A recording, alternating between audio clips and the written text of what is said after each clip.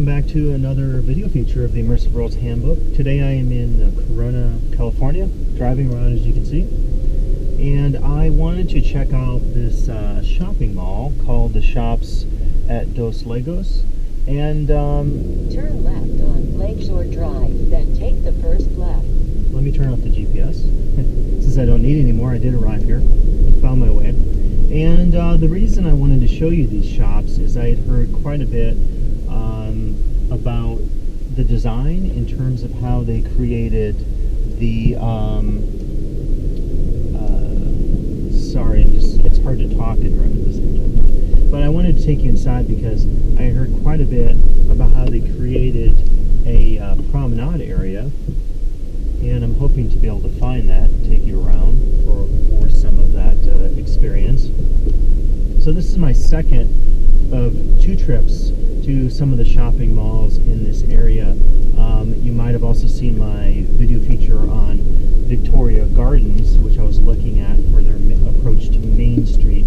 I had read some incidental stuff about the shops here at Dos Lagos that suggested also that they created a Main Street area. I'm not really recognizing that yet, but we're going to take a look around. And the second thing is I had seen some images of a rather unique area. If you know the Spanish word Dos Lagos, it means the lakes. And so I had heard that they created this area near the lake, and I think we see it there. It's a canopy. I'll show you some images later. I'm just driving around trying to get my bearings. But I was pretty impressed with the design. So I wanted to show you some of that. And the second thing, my second purpose for being here, is I had read that basically they were suffering a bit, that they had some financial troubles. The mall opened in 2006, and this is just located off the I-15 south towards Lake Elsinore. And it's somewhat hard to find, and obviously I have the GPS and it was easy for me to locate it. But I had read some of the literature online, and some people said that it was a challenge to actually find the mall, and thus that might have been one of the reasons why they've been struggling over the years. Again, I think they were open in 2006, ran into some financial difficulties with their financing, and then I think ever since maybe they've been doing a little bit better. So you can actually see the feature here, and this is my main reason for visiting. I think you can see that the wood structure there. If I pull the GPS off, you might see it a little bit better. And what I had read about this is that people enjoyed bringing their dogs here, and they enjoyed the aspects of nature and experiencing, basically the outdoors, but that this feature per se didn't do much in terms of increasing revenue or increasing traffic to the site and so forth. So I will be walking along that pathway and taking a look at it because I think it's a pretty unique feature. Unfortunately, we're here during the daytime, but I've seen images of this at night, and it's quite dramatic in terms of a space. The night images in some ways remind me of the bridge, the DNA bridge near the Marina Bay Sands in Singapore. Totally different space, country, culture, and purpose, but somewhat reminiscent for me when I saw the images at night. If you've been to the DNA Helix Bridge in Singapore, you can see there are people walking here right now. So it's an interesting space, I think, because they've created this integration with nature and created, in a sense, a refuge in the middle of the mall. So I'm going to take you around there, and let me then just park and show you some of the sights of this interesting mall here in Corona, California. Okay, and you can see here some of the nice outdoor gardens they've created here, fire pits, and we're next to one of the main restaurants. Wanted to take you and show you the interesting feature here. So again, I think have a sense here that this is fairly dramatic, I think, in terms of how they've integrated this space with nature, and I'm presuming this is a created lake here, pond in the middle.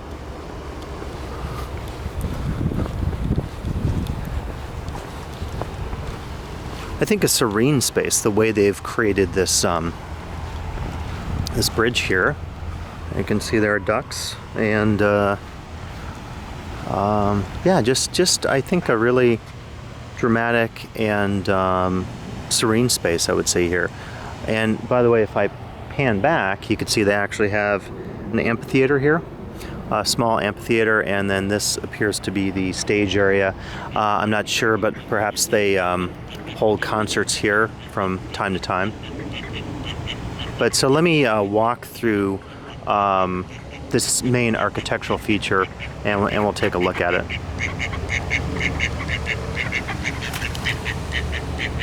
So since my visit to the shops at Dos Lagos, I wanted to mention a bit more context about the design here. So I had a chance to read a few articles, and I discovered that when they were designing the shopping area in 2006 or prior to 2006, they employed Kenneth Kmeyer, who is a landscape architect, and he did all the landscaping, the work on the lakes, the trees that you see, the pathways. And then they also employed architect Norberto Nandi, and he was primarily responsible for this amazing bridge here made of bamboo. And what I found to be really inspirational about both of their work on this space at Dos Lagos is the fact that they wanted to create a relationship symbolically with nature. Through this design, they wanted to use the pathways around the lake as a form of symbolism, referencing Corona's Grand Avenue, and the many plants that you see planted around the pedestrian path also have local significance. And so for me, what is very key here is that there is a ton of conceptualization that goes into the architecture and the landscape architecture here in Corona, California.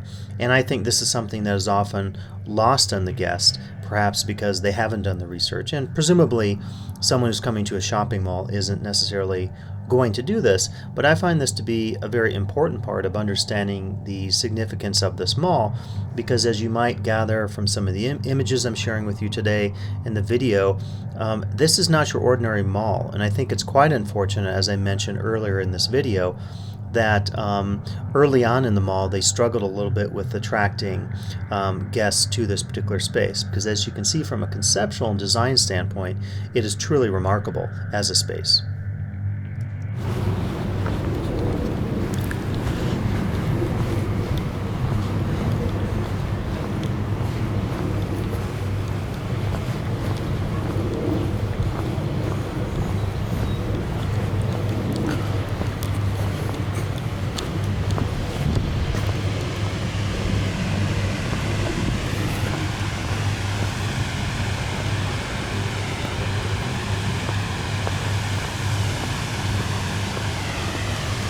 Okay, so we're taking a look here, and again, I'm totally impressed with what they've done here architecturally.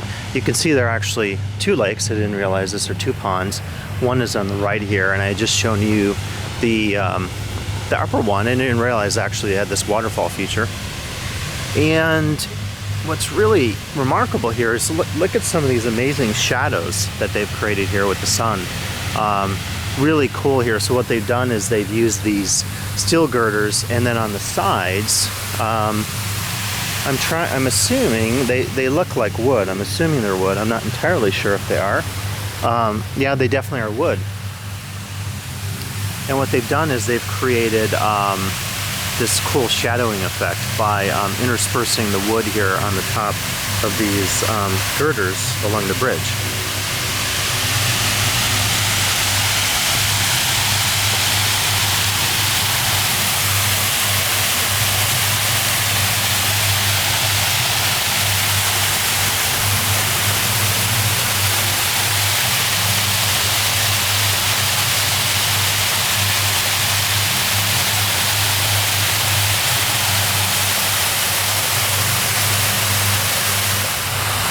And you can see that they've also given quite a bit of space here for benches for people to sit in.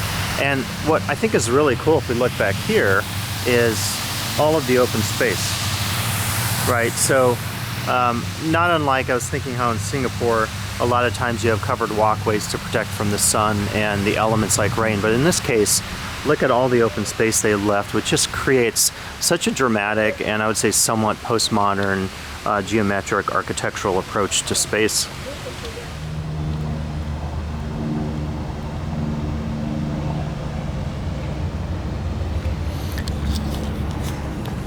Okay, and you can see here we are walking around the upper of the two ponds. I was just below there inside the bridge, and we're seeing the upper pond.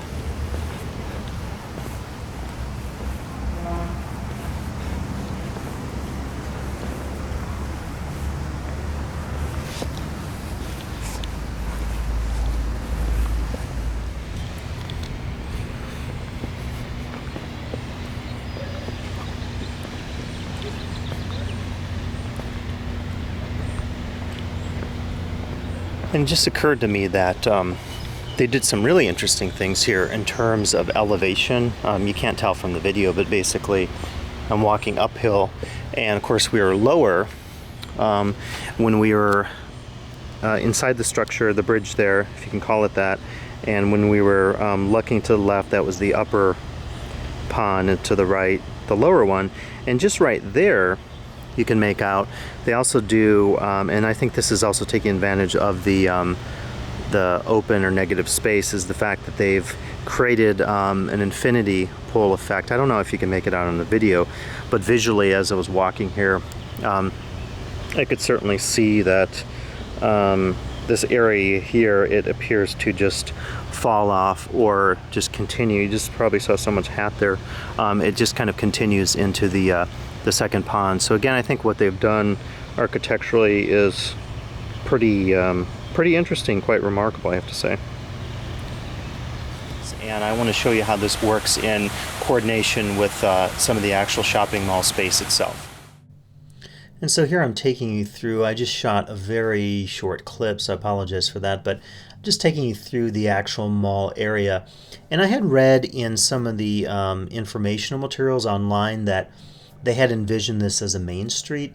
I really didn't detect that as much as I did if you watch my other video about Victoria Gardens, which I think has that pure or more closely associated Main Street feel to it. But what is curious is that they deliberately avoided having the anchor stores, Macy's, which JCPenney, which you see actually at Victoria Gardens, instead relied on some high-end boutique retailers. And basically the structure of this, and I'll show you a map in a second, is there are 4 courtyard areas, and each one is ends at a tower. So you have this structure, this layout that I'll show you here in a second. And so you can see the map here again, emphasizing the structure. We have these 4 areas, A, B, C, D. There also is an area, I believe, where it's marked the Central Plaza, where they have a play area for kids and families with fountains and so forth. So they've done quite a bit, I think, to create what the designers call a lifestyle space where people could enjoy different activities in this space beyond shopping. And as I've mentioned in some of my other videos on Southern California shopping malls, this, I would say, is a tendency in malls throughout the United States and actually throughout the world. So on the left there, you see the amphitheater that I took you through earlier, and then you see the 2 lakes, and you get a sense then of the overall site plan here at the shops.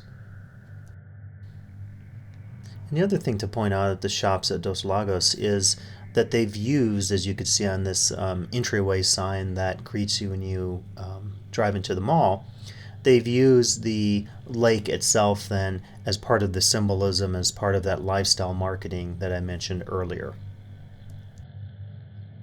So earlier I mentioned some of the spatial symbolism that the architect and the landscape architect addressed when designing this innovative mall. And I think we see another example of that here, and I think it's been something that's been very successful for the mall.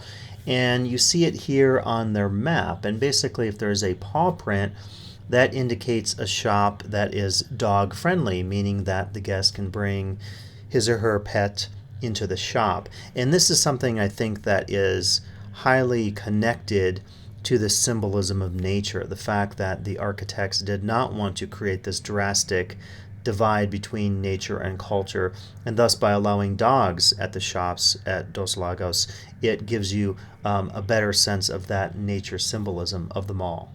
So one of the things I noticed on the map, I was checking out the map here at the shops at Dos Lagos, and they had indications that dogs were welcome in certain shops, and they had like a paw print that basically was part of that system to indicate to the guests that it was okay to bring their dogs to those shops.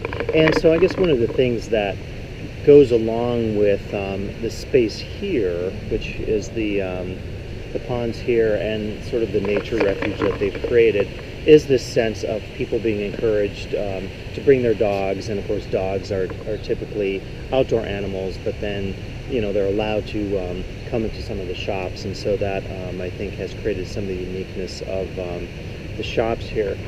The one thing I did want to note, though, that I think is curious, you can't tell, I'll show you an image of the map here, but you can't tell from the videos I've shown you that actually this space, which is for me the dramatic space of the mall, is actually separated from the space back there, which is all the shops. And the shops basically are, you go down this one rectangular strip out and back, and there are a few cul-de-sacs that go to the right and to the left as you're walking down the main promenade. But that to me is somewhat curious in this space, is the fact that you have this separation of this dramatic space from the shops themselves. So it's something just curious, I guess, in terms of the design. And the other thing I was wondering about was with all the benches here, and again all the dramatic views and the cool architectural features and the shadowing and the light that I spoke about earlier, with all of these things being present, what is the encouragement for the guests then to actually leave this space and go into the shops? Or is the thought that if a guest happens to be walking around here, he or she might grab a bite to eat or go into some of the shops? So that was one thing that I was curious about as I was touring the shopping mall area and thinking about the separation that exists between this space, the nature space, and then the shopping mall space.